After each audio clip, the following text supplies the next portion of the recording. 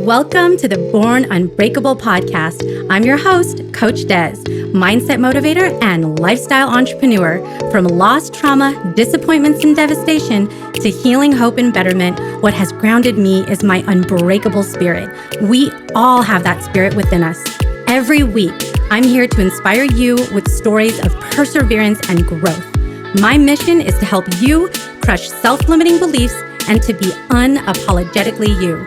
You are your only limit, so take action today. Let your unbreakable ride begin now. This episode is brought to you by Brasserie. More than just bra straps, the accessory I love. With styles from dainty to daring, you will too. Click the link in the description or go to brasserie.com and use promo code BUSHIP to get free shipping on your order today. Welcome everyone to the Born Unbreakable podcast. I'm so excited about my guest today. I have Joann Keder. She is an award-winning author. She's authored multiple full-length novels, including one that I'm listening to at the moment on Audible called The Story of Kiva. And I just learned that it's been nominated for an award.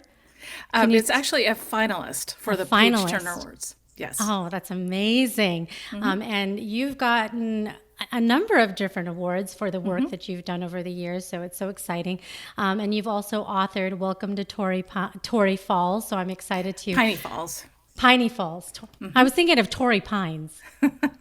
Piney Falls, Torrey Pines. I know. I went to a college in San Diego, and there's Torrey Pines there, and it's like that makes always sense. in my head. But Joann and I were just talking, and she is actually a I don't know if convert's the right word, but you've moved from Nebraska and now you're in the Pacific Northwest. You're right there in Vancouver on the border of Washington and Oregon. And I've used to frequent Oregon, and it's such a beautiful place, a lot of greenery. And as many of you know who have listened to me for a long time, being from California where we've got dry weather, we, sometimes wish for that rain to just kind of make its way south a little bit. But I also learned, Joann, that you worked for 16 years as a piano teacher before going off to get your degree in creative writing. So that's really, so you've got a lot of creativity is what I've learned about you from, your creative juices, and doing something like piano and then channeling that into writing is pretty spectacular. And I'm just excited to have such an amazing creative literary honorable author on the show, because I think there's people that are listening with dreams of maybe authoring their own book one day, whether it's fiction or a biography or something like that. So maybe they'll learn a thing or two about what your journey was like. I hope so. I'd love to be able to inspire somebody. Yeah. Well, so why don't we start with your journey to what brought you out from Nebraska to the Northwest and the Pacific Northwest? How did you make that move? So my husband worked for the railroad at the time, and he got one lifetime transfer, and he had put in for a transfer to come out here right before the recession happened, and they said, no, we're not doing transfers. And so we went on with our lives, and my first novella ended up coming out, and we got a phone call. Your transfer went through, you have to go. You have to be up there in 3 weeks. So he left. I had a book signing, and I joined him just a couple of weeks later, and I just sort of closed my eyes and jumped, because I thought, well, the adage, the leap and then that will appear. So that's what I did. I quit my job. I had my book signing, and everything was good. We drove up into the sunset, and we ended up here, and we had no place to live at first. And we just had a terrible adjustment to the weather, and I just fell off a cliff, and I didn't write anymore for 6 years. So it was rough. I couldn't find any friends. I couldn't find a job. I broke my foot, and I was isolated in our home. So it was hard to meet people. And I fell off a cliff hard. That's change. That's drastic. That's kind of one extreme to the other. When you're a creative writer, and then you've lost that spark moving to a new environment. So tell me about how you went from the 6 years of not writing, what got you back into it. So I've always kind of known that I was a writer, but I just sort of said, no, that's silly. You can't do that. There are more important things to do. There are more, that's just for people who are really talented. Those are the things that I was telling myself all this time. And I thought, I'll just do it later on, sometime later on. And then my husband was out hiking in the woods and he had a massive heart attack and he ended up, his heart stopped 6 times. And as I was sitting in the hospital room watching the machines that kept him alive, it just sort of hit me. Well, if I'm not going to write now, when am I going to do it? Because we're not guaranteed tomorrow. The time is now. And so strangely enough, that his tragedy spurred me forward. And during his recovery, I wrote the story of Keela. That is remarkable. That story right there blows my mind, because I think in the toughest moments sometimes is when we have the biggest revelations. That's true. That's so true. Wow. So, and even at that, I just kind of thought, okay, one and done. Nah, but by that point, when I had finally listened to myself, listened to that voice inside me, it was strong enough that it said, nope, I'm coming out. And this is what we're doing. And so I kept on. I kept moving forward. I kept doing book after book after book. And then I finally came to the realization, you know what? This is who I am. I'm a writer. I'm going to write for the rest of my life as long as I have breath in my body, because this is what I'm put on this earth to do. Yeah, so, it is your gifting. Yeah, yes. And by the way, everybody listening, JoannKeder.com, so JoannKeder.com. You can see all of her books there, which there are many, like you said. And I hope you do keep writing, because that one of the things that I've learned about books, and I definitely am a listener of books more so now than flipping the pages, although I do love touching a physical book every now and then too, is sometimes just the headspace of getting away into, it's like going on a little journey. And that's why I love about fiction, is it sort of just takes you, like watching a movie, you get to go for a little bit, even if it's just an hour, into that space, and it just kind of takes you in this magical journey. So I love that. So I appreciate you giving us, especially in a time like the pandemic, when maybe sometimes we don't want to go outside, gives us something enjoyable to do. But I want to ask you about the writing process, because I know people who have written books, and I've heard about writer's block and how you can have these moments where things are great, and then there's moments where you sit down and you're just hanging out. So what is your process for how you get into that space of really being able to sit and get into your creative juices? Well, I'll tell you that as the longer I've been doing this, the easier it is to get in that space, because I really generally do not have a problem. However, I give myself several avenues so that, okay, if I sit down and this book is not happening today, I've got this way to go. So I always have books in 3 stages of development. So right now I have one in the 5th draft, and I have one in the 1st draft, and I have one in outline form.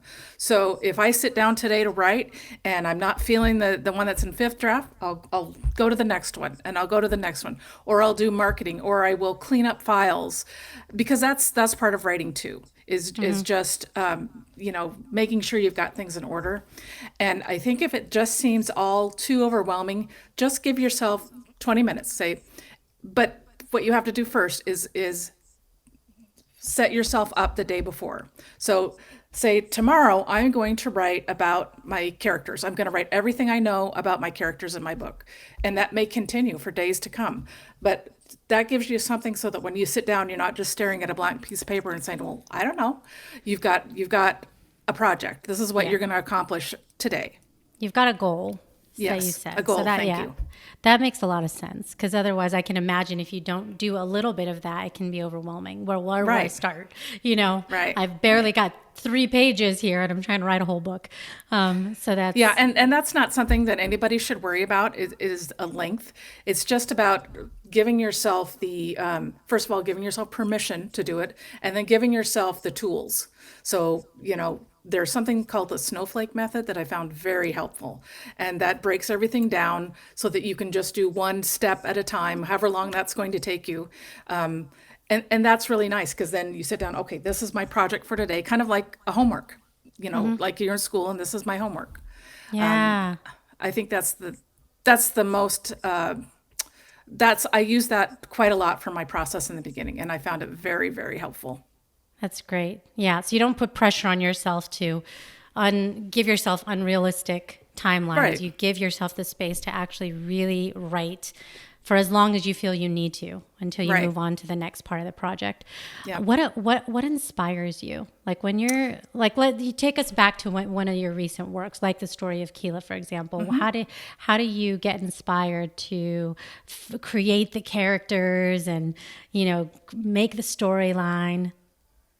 I think that I think some of it always is autobiographical because she moves from Iowa she moves from her town in Iowa to another town in Iowa, 12 hours away, and she comes to all these realizations about her life that it wasn't really what she thought it was, and I think that's probably I probably did some of the same stuff, but yeah, it just hits me at random times. And now that I'm open to accepting that and saying, okay, yeah, this is a part of who I am, and I welcome those thoughts. They just come. They're just there. That's amazing. Yeah. Do you ever have those moments where you're doing something totally like, I don't know, you're in the kitchen washing dishes or you're doing laundry or you're watching a TV show and next thing you know, you've got some idea and then you've got Absolutely. to go, right? Yes. And the worst is when we're driving somewhere and it hits me and I'm not going to remember this when we get wherever we're going, So do you carry a notebook all the time? I have my phone and I've tried to keep ideas in there, but they never quite materialize the way I want them to. So I do need to find a different process for that. Yeah. I could just imagine there's some, yeah, the next thing you know, you could have your stuff in 4 different places trying to Right, figure out right. how to machinate it all together. Oh my gosh.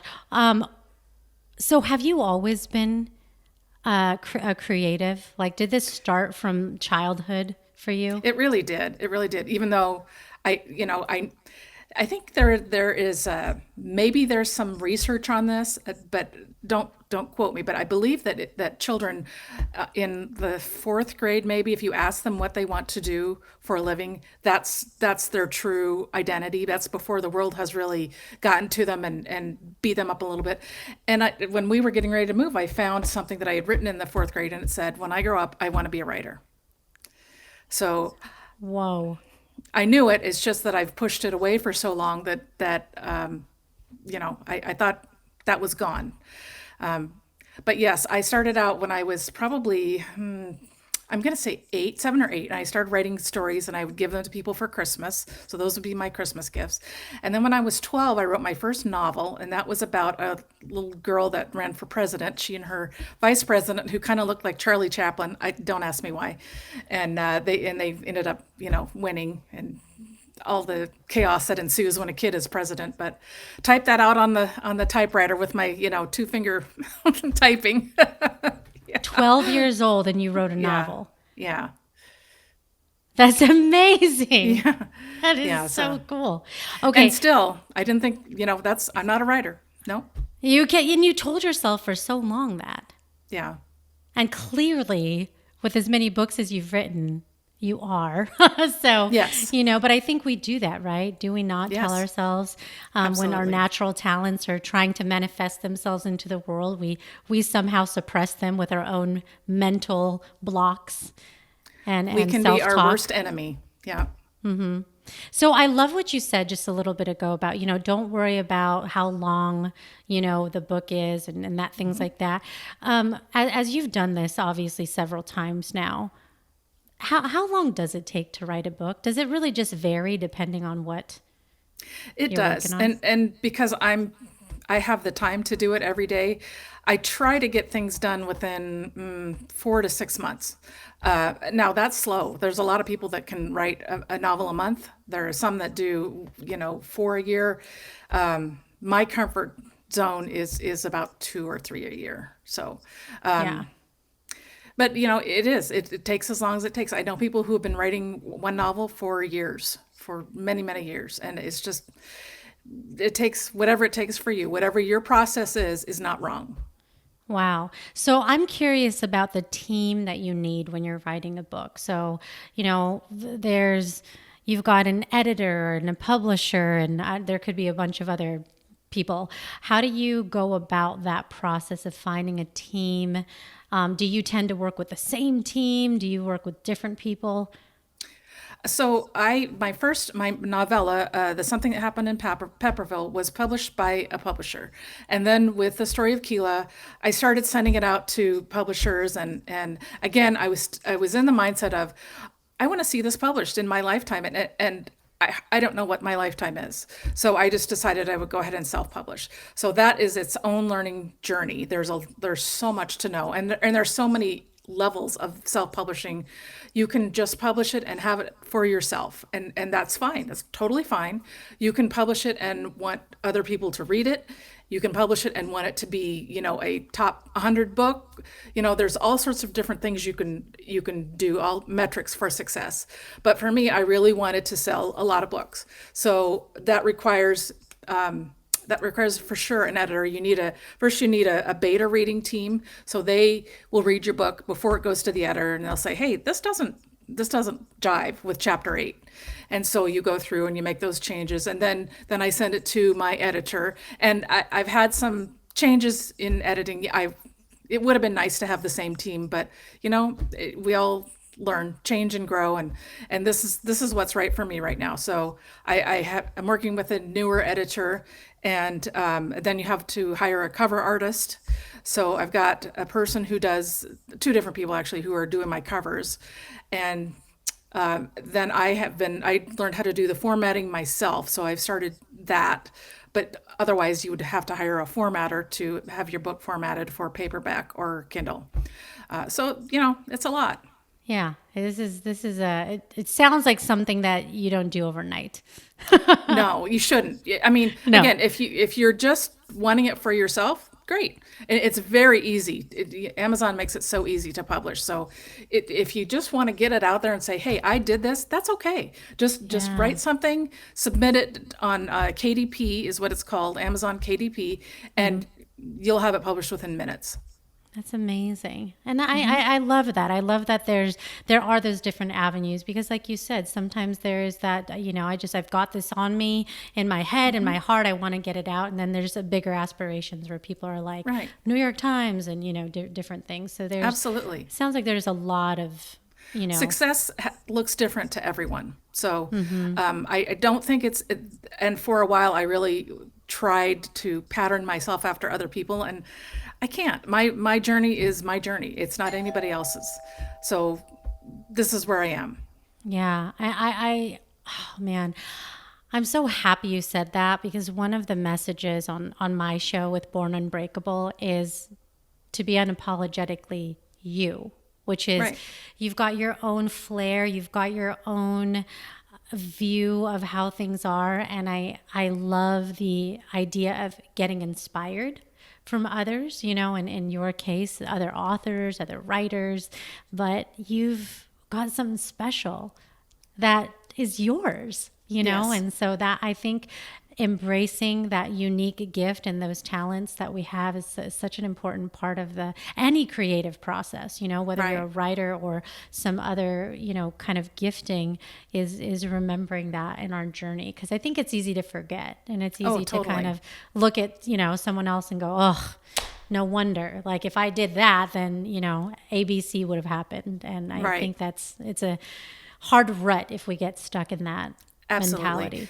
And part of this whole process for me has been getting up in the morning and looking in the mirror and telling myself that I love myself and I am worth something. And every day I say that before I write. So that that is I good. know that what the words that I'm putting down are of value. It's a little bit of a ritual that you do. Yeah. Yeah. What was it like when you got your first award for writing something? I still still was having a bit of the imposter syndrome, and I thought, oh, that was just because, nobody else wanted it, or, all sorts of silly things going through my head. And that was the New Apple Award for Humor for Keela. And Keela is not necessarily a humorous book, though there is humor in there. The tone of it is a little more serious. But so I thought, nah, something happened. There has So to even be after winning, you still told yourself you wondered if you deserve it. Right. Whoa. Wow. Yeah. I'm a slow learner. You're takes a hard me a critic. while. You're a hard critic on yourself. Yeah. That's, I mean, and there's, maybe it's a little bit of a double-edged sword, right? Because in some ways it pushes you to make sure that you're,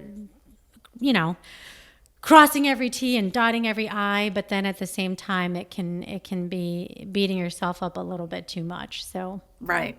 yeah. And so I'm really working towards not doing that anymore. And I'm fully embracing, I'm so pleased and honored to have the story of Keela now be a finalist in the Page Turner Awards. I don't know if you'd call it a contest. Let's call it a contest. And I'm owning it. I feel like it deserves it. It deserves to be there with those other books. And I deserve to be there with those other authors.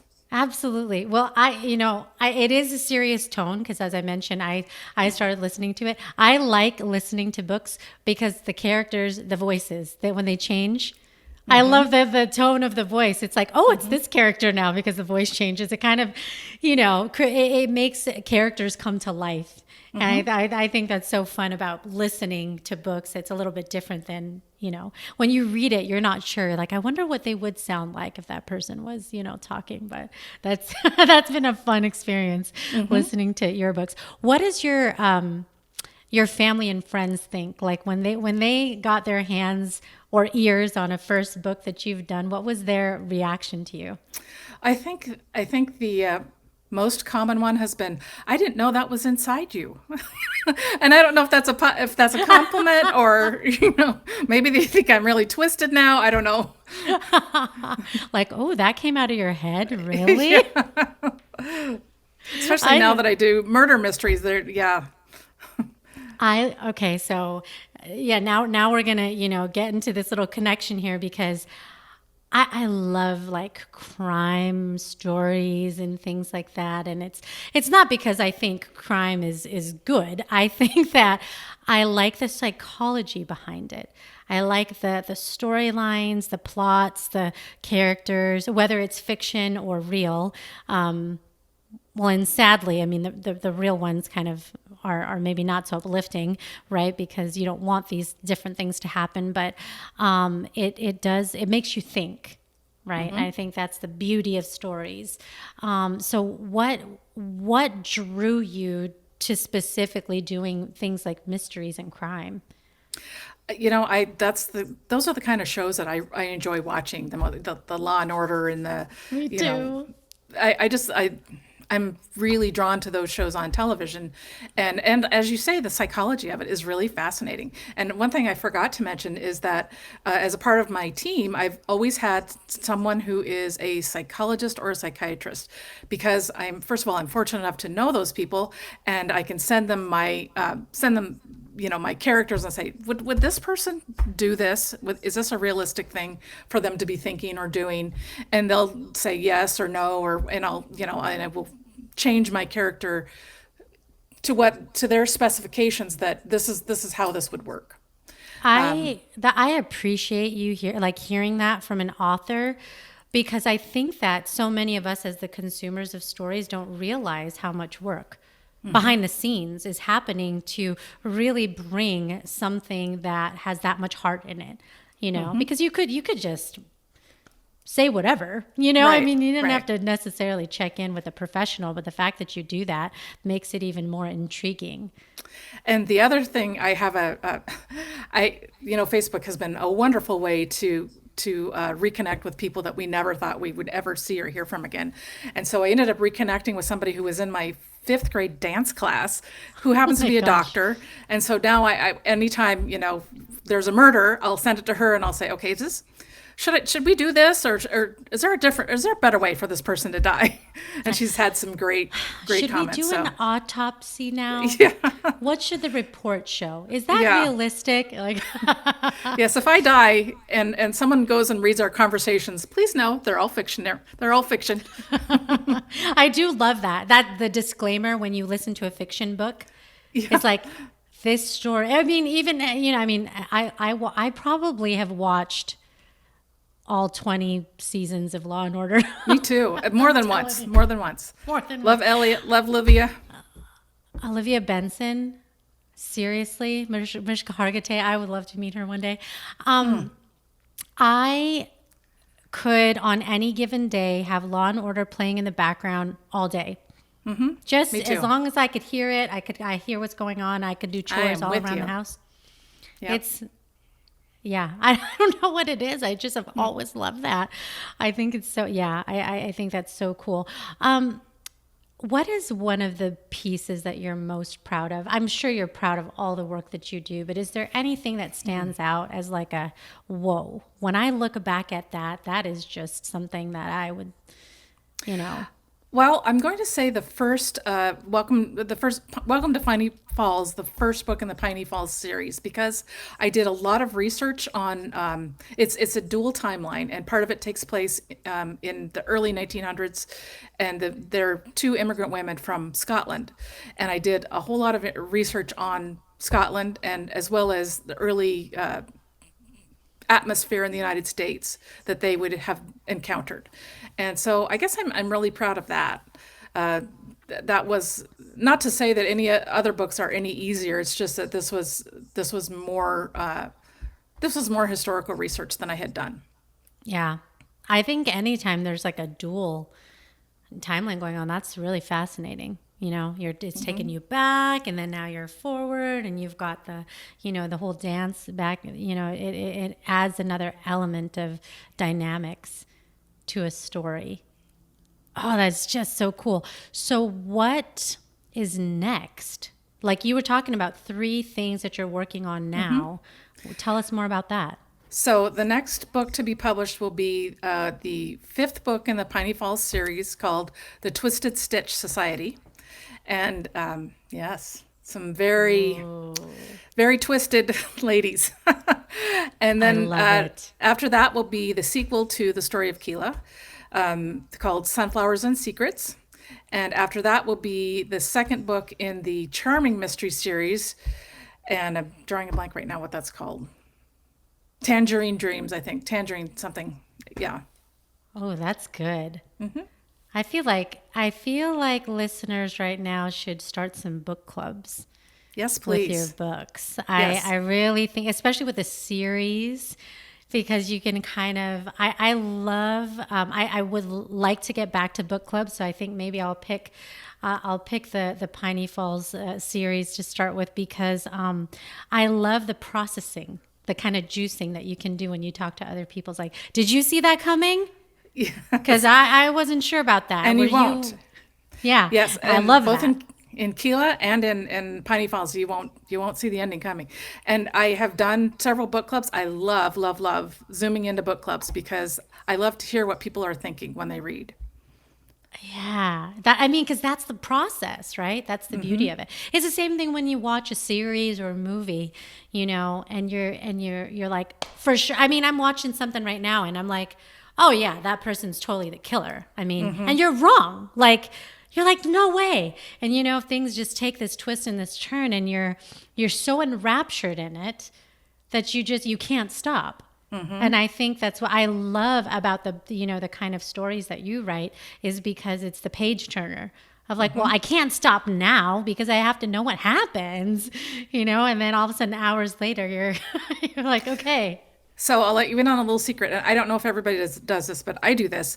When I get to the end and I go, and I don't always know how it's going to end. Sometimes it just changes as I'm going, and I just let my brain go, and that's okay. Well, that's how we're going to end it. So then I will go back and I will make sure that I give you little hints all the way. Little hints. So that small ones. So perhaps you could figure it out, but no one has yet on Keela. You'll have to let me know if you figured that ending I out before you get to the end. know. I know. I know. I just had a friend admit to me, she does this with movies. I don't know if she does it with books, that she'll go to the ending. I'm like, no, you can't do that. Like you just can't do that. It's not you don't keep the integrity of the process if you do that. That's like true.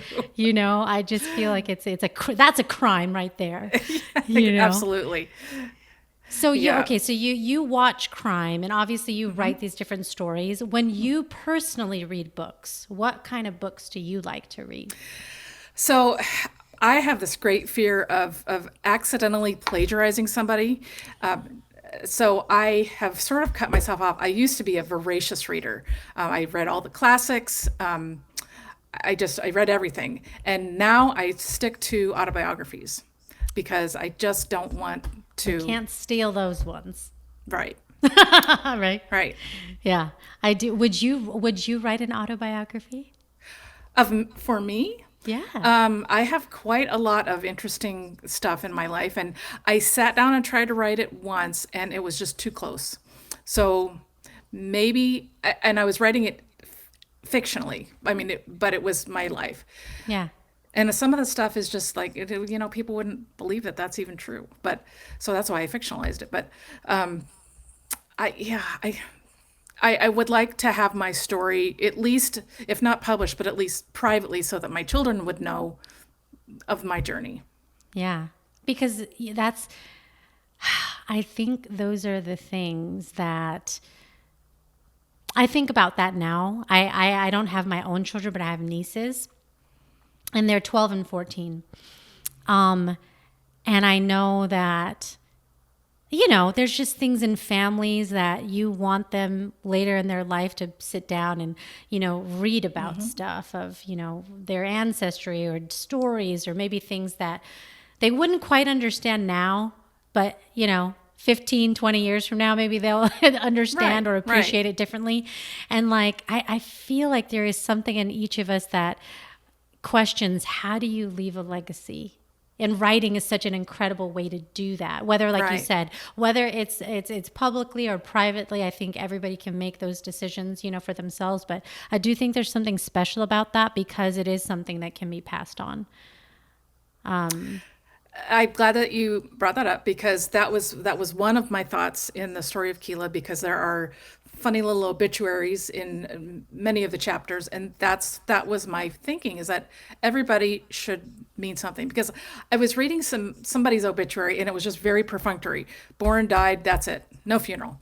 And I thought, didn't their life mean more than that? And so I just wanted to make sure that those people were recognized. They're fictional people, but just show that everybody's life has meaning and everybody's life has something interesting in it. It really does. It really does. And I think about that. And mostly because I'm a coach, I'm all about finding purpose and having fulfillment. So, there's different points we get in life. And I think it's as we're maturing where you sort of go through the accumulation of things that you think will make you happy, which are like physical things. And then I find that it's really not those things. It's the moments, it's the experiences, it's the conversations, it's the journey, the high points, the low points. And so they're not tangible. Like you can't buy them, you can't hold them, but you have them, and they're in here, they're in your heart, they're in your spirit, they're in your essence. And when I think about going back to the obituary comment, you think about, like I don't know, I think of that word legacy, and when hopefully somebody like you, I would want somebody like you to write an obituary, because you're saying the story of someone's life, and it probably isn't anything that they had. It's about who they are. Right. And their distinct mark on the world. Mm-hmm. And we all, have that in our own unique ways, in our own communities, and that's why too, I like listening to podcasts and things about small town, these unsolved stories, or, this Bardstown, and these things where people are dying and people don't know why. It's like, okay, wait, why? You know, like you just want to dig in and figure out what is going on. Somebody's in that town. There's a sheriff in that town. There's somebody in that town that knows what's going on, you know? Right. And then they go and interview all the neighbors and they put all the stories together. But it's, yeah, storytelling, I think, is one of the most brilliant ongoing art forms that there is, because I believe that stories are the things that is the fabric that brings us together as human Yes. being, as humanity, right? Because like if you watch the news, it's intentionally divisive. It's pointing out all the things that pull us apart, you know, Right. whether it's religion or politics or whatever it is, you know. And stories are the things that we get that common ground and the connections, and Absolutely. and then you forget about, okay, well, what color are you, and you know, all this other stuff. It's like gets back to the basic things, Right. and that's what I love about it. Because I'm scared of those things too, and these things make me happy, and yeah, we're more alike than we're different. Yeah, yeah. So, do you have other writers in your family? Are you like the writer, or are there some other I creatives around you? well, my so I believe I'm the only writer, but my daughter, my older daughter, is an amazing seamstress. She sews all of her own clothes. Yeah, she's just, and she also does embroidery, and you name it, she does it. And then my younger daughter, even though she doesn't like to admit it, is quite a good artist as well. She used to do paintings, and as far as more extended family, I have musicians in my family, and yeah, I think I'm the only writer, which I'm good with. That's fine. That's so cool. I love it. I love it. I definitely would love to even just like pick your brain more, you know, Sure. off the line, just because I would love that too. I personally want to tap a little bit more into that, you know, and get into book writing. And I have friends at so many different stages. So it's nice to just have those conversations of the journey, you know, Absolutely. what it's like to put pen to paper or your fingers to the laptop now. I love that you told a story about the typewriter. It just, it just, you know, it brings us full circle. It's like, we've had so many different ways to tell these stories, you know, and now it's like you said, now there's Amazon. You know, I mean, does that not kind of level the playing field today Totally. It totally does. Yeah. for anybody? And there are a lot of authors who still handwrite things, and that's fantastic. But I find my voice comes through the keyboard. Yeah. When you write now, do you always intend to make, you know, things in audio format? Like, how do you make a decision about that? I would like to have all of my books in audio format, but the price has just gone up and up and up. So eventually, I'm going to do all of them. I have three books in audio right now, and definitely that is in the works Yeah, for the that's rest of super them. cool. I think it's great for it makes the car ride experience way Yes. better. And most everybody is spending an inordinate amount of time in a car anymore. So Yeah. yeah, I Well, agree with and a you. lot of people when they travel now, they're starting to do like road trips because all the airports and all the craziness, it's a little much. And so I do find that people are doing a lot more like longer trips, and they're trying to figure out how to make their rides more enjoyable. So Right. listening to books is a really great way, especially if you're going far. Absolutely. Like a Nebraska to the Pacific Northwest kind of drive. You kind of 20 hours. you kind of need some entertainment there. You know, there's only so many conversations and games that you could play, but Absolutely. you could actually get through, because nowadays I find, well, there's some books where I've downloaded them on Audible, and I'm like, ooh, 25 hours, yeah, okay, but a lot of them I find are less than 10 hours Right. of listening Right. time. And I'm not a person that tends to speed it up, because you can do that too. I like the go with the pace, you know. But it's amazing how you can get through books these days. Right. You in a day, you could do Right. multiple books. It's kind of crazy if you think about it. Yeah, I love that format, and like I said, eventually I'd really like to get all of my books on audio.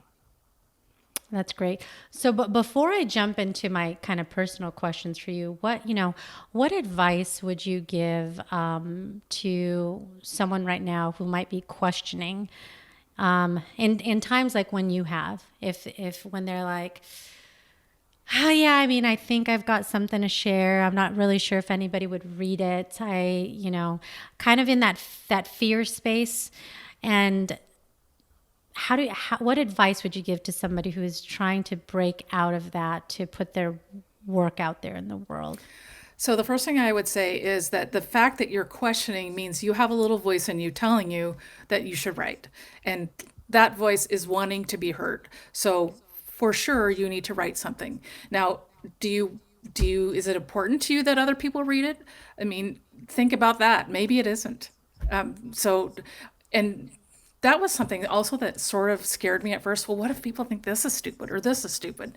And you just have to get over that and say, these are my words. This is what I'm going to say. This is what my soul needs to project to the world, and put it all on paper. And then you can go back later and get rid of some of it if you want. You don't have to publish it, but get it out. Get it on the paper, get it on the computer, because something inside you is telling you that needs to happen.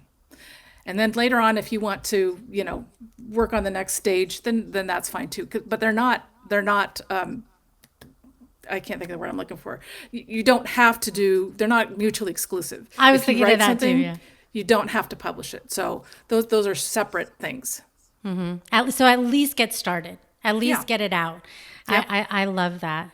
That is such good advice, because we're all capable. I mean, it's like writing a journal in a way too. You It just totally is. get it out, and there's something also cathartic about it. It's just that, a little bit of therapeutic feeling of it's out there, and you actually can read it and rework it and kind of come back to it. I love that. That's so cool. Okay, so I want to get to people to get to know you a little bit better. Sure. So I'm going to ask you a couple of questions. So my first question for you is, what are 3 words that best describe you? Funny and earnest and loving. I was going to say funny, because I noticed you have a blog and you are funny. You've got Thank that you. humor. And that's also something I think we need more of too, because there's I a do lot too. of seriousness.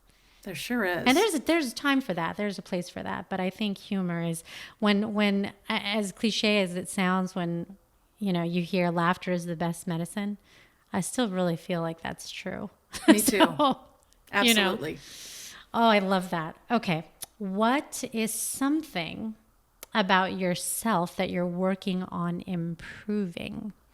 Oh, most definitely my diet, because COVID was no friend of mine as far as the scale goes, and my gym was closed, and I did a lot more writing, but that also is a lot more sitting. So that's definitely something I am actively working on. Yeah. Getting myself back in the right mindset. I feel like people are listening and nodding their heads with you as they hear that. That's been tough. I mean, my watch reminds me, it's time to stand again and breathe. And I'm like, oh my gosh, you're right. I've been sitting for hours, So yeah, it's pretty amazing these days, especially with the virtual world we live in, how much we have to intentionally be more active. Right. So- And before, when I would work before COVID, I would get sort of antsy, and then I would have to get up and move. That doesn't happen anymore. So that's not a good thing. I mean, that was my reminder, get up and move. So I still exercise as I exercised before, but I need more, and I need to focus more on what I'm eating. So Yeah, totally understand that. I understand that one for sure. You've talked about this a little bit, but it would be great for you to expand. What's a self-limiting belief that you've had to overcome? that I guess what would encompass it the best is just that I am not good enough. That's pretty much my whole, every aspect of my life is I am not good enough, so I can't write. I am not good enough, so I can't accomplish this other task. I am, that's my core challenge. It's a story that you replay and you tell yourself. Right.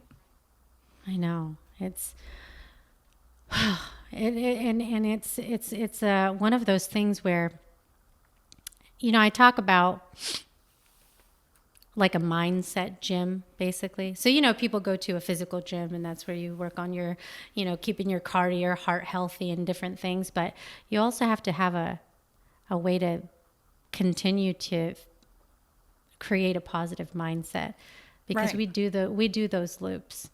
We get into like a funk where we sort of replay a certain message to ourselves. That we have to do, like you said. I love the practice when you get up in the morning, you're like, I'm a writer. This is who I am. This is what I'm doing. And I have a purpose in the world and I have something to say. Yes. So for anyone listening, I think this is just a wonderful moment to pause and think about those negative stories that you tell yourself. How can you flip that around and turn that story into an affirmation where you encourage yourself instead of put yourself down? It's easier said than done, but I think, It is. Like Joann said, when you practice and it becomes more of a habit, then you start to believe it. And when you start to believe it, then you start to act on it, right? Yeah, for sure. And there are so many external stop signs that inside you don't want any. You don't need them inside, because you're going to encounter plenty just in your Monday or your Tuesday. So put the green light on inside and say, yes, I can. Yes, I can. Yes, I'm worthy. Yes, I am meant to do this. Just do the thing that deep down you were put here to do. Yeah. Oh, yeah. I was going to ask you, do you read the reviews that people do? So I started, and then as I've gotten more, some of them are not very nice, and I just decided, that says more about them than it does about my book. Because if you are willing to get on there and say, I don't like this because this, and this, I think that you're having a bad day. I think there's something in your life that makes you want to make somebody else feel miserable. So I've stopped reading them. Yeah. I don't need that. Yeah, I'm with you. It's one of those things where it can be not a good time investment, you Right. know? So yeah. And generally speaking, when people have something to say, it's a reflection of them, right? So Right. it has nothing to do with you. So I Right. mean, Right. that's how that works. But yeah, that's really good insight. Joann, what is one thing that you would want to see changed in the world? Oh, just one thing? I know. I would like to see some sort of a social media revelation that we would not be allowed to be mean to each other anymore. That there's no such thing as negative, evil, mean comments on anything. That it's only positive. If you, I don't know how that would happen, but I would like to see that, because I think it's ruined so many lives and killed so many dreams, because these comments were just so undeservedly nasty. Yeah, that's what I would like to, anywhere, in any social media site. They're just, people are just mean, and I would like to see that end. I agree. I agree with you, especially because today it's the dominant medium that people consume information, share information, absorb information from. That, the more we can be kind to one another and have respect for the things that we're doing in the world instead of putting each other down, it would be such a better place. So I would absolutely love that too. Okay, my next question for you is, what is one of the best pieces of advice that you've ever been given? I guess that one of the best pieces of advice was just to be be who you are and let other people catch up. That's so true. I love that. Yeah. And not everybody's time clock is a little bit different. Not Right. everyone is going to be where you are when you're there, right? Right. I mean, it's taken me half a century to get to the point where I can confidently say that I'm a writer and that I love myself. And so take the time that you need, but don't wait for somebody else. Go on your Yeah. own path, go at your own speed. Yeah. That's beautiful. Oh, I love that so much. Joann, how can people follow you? So I did announce your website, so joannkeder.com. Are there other ways that people can connect with you? I am on Facebook. I have Joann Keder author. You can connect with me there. Also Instagram, Joann_Keder_author. But just shoot me a message on my website. I would love to hear from you. I'd love to hear your thoughts on depression and on finding yourself. And if you read the books, if you like them, I would love to connect with people. Yeah. And do you have any words on, you know, mental health? I've done kind of extensive episodes and things like that on the past. I know you've had your own personal journey, and is there anything that you would want to say to somebody out there who might be going through their own journey right now? I spent so many years just trying to swim upstream, just telling myself, okay, I can do this, I can fight this. And the depression and the anxiety have just gotten worse and worse and worse. And this is how it worked for me. It doesn't necessarily work this way for other people, but getting on medication has made all the difference in the world. I was very resistant to it because I thought, oh, I don't need to be on another medication, but it's changed my life. It has actually affected my writing in that I can be more focused. So I would say if you're afraid to be medicated because social stigma or you don't want to be on medication, don't let that stop you, because you need a chance to be able to roll over on your back and just float for a while. Everyone deserves that.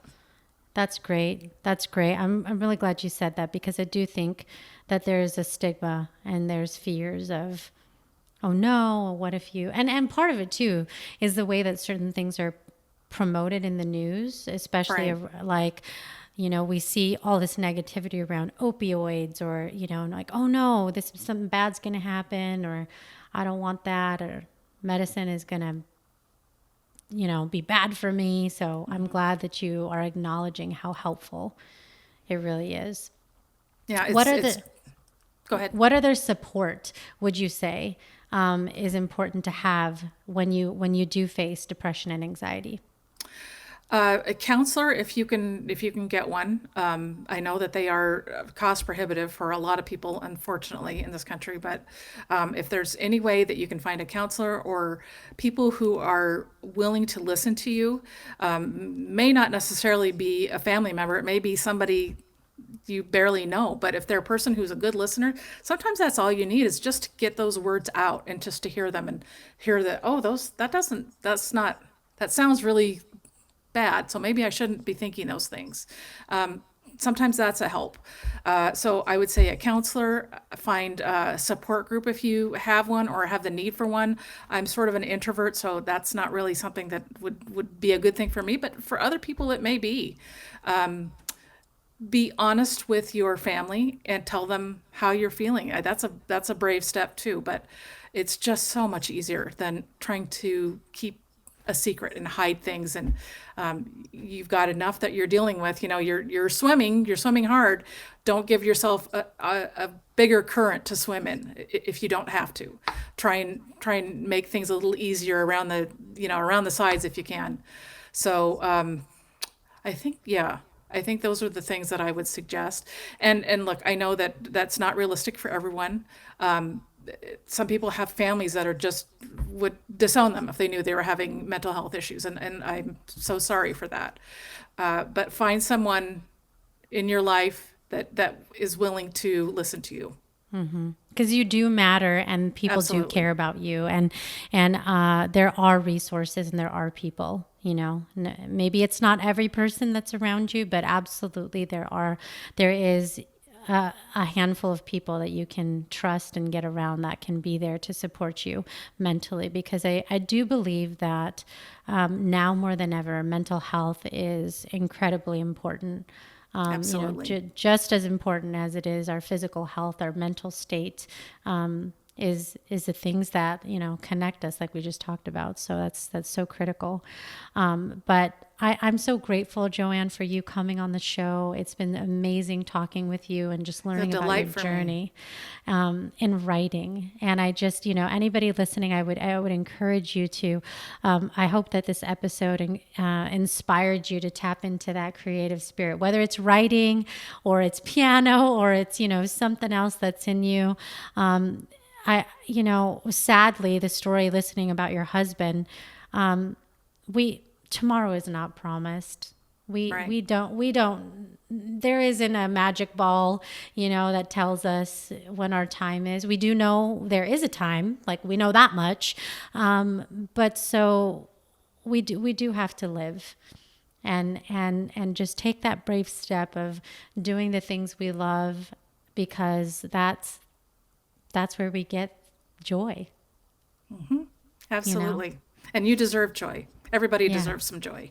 Absolutely. Well, it's been incredible. I'm excited to continue listening to your amazing books. And I know anybody who's, because I do get asked that question too, is like, oh, what do you recommend? If you're listening, definitely look up Joann's website, see her books, add them to your arsenal, whether it's you just personally needing some time to read something for yourself, or you want to start a book club.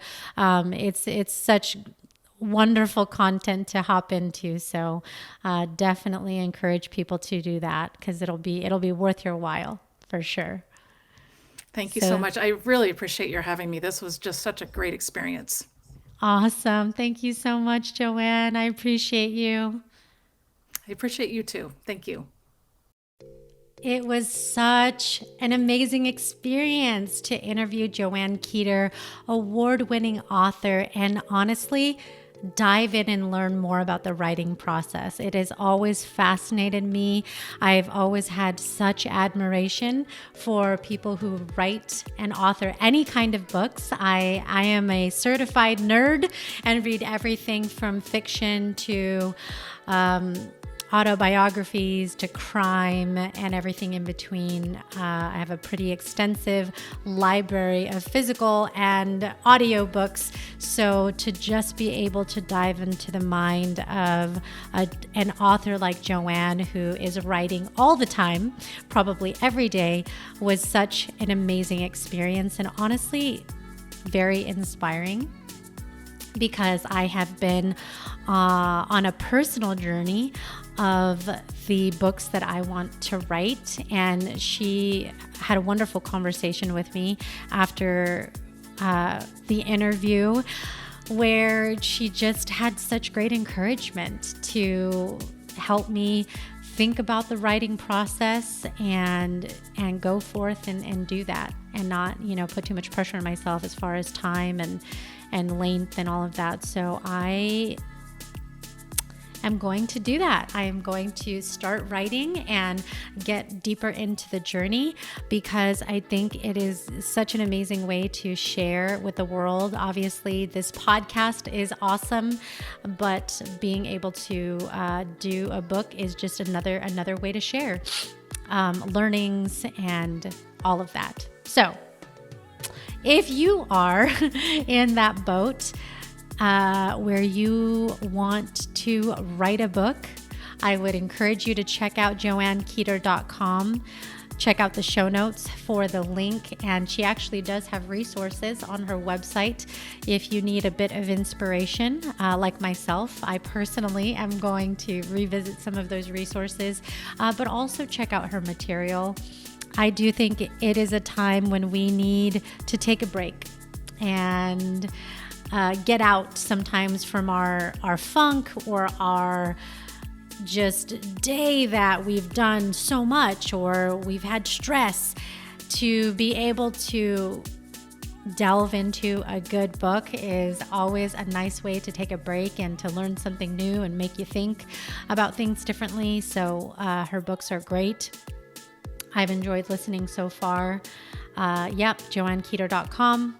You'll know what books she has, how to buy them. They're on Amazon, and it's fantastic. So all of that being said, tap into your genius zone, tap into your gifts and your talents. And if there's anything that I learned from Joann's story about her husband, it's the time is now. The time is now for us to be pursuing our dreams, our goals, because there isn't a perfect way that things shake out. It's just getting going, and it will fall into place, whatever that is for you. Maybe it's a book, maybe it's a marathon, maybe it's just a personal goal that you've had for yourself. Do yourself the service of leaning in and getting started. And if you need help and encouragement, feel free to reach out to me. If I am not the resource for you, I will plug you in to somebody who I think can help you, because that is one of the things that I love to do, is to connect people so they can make their dreams a reality. Thank you for tuning in to the Born Unbreakable podcast. Remember that you are your only limit, so take action today, and tune in again next week for another inspiring episode.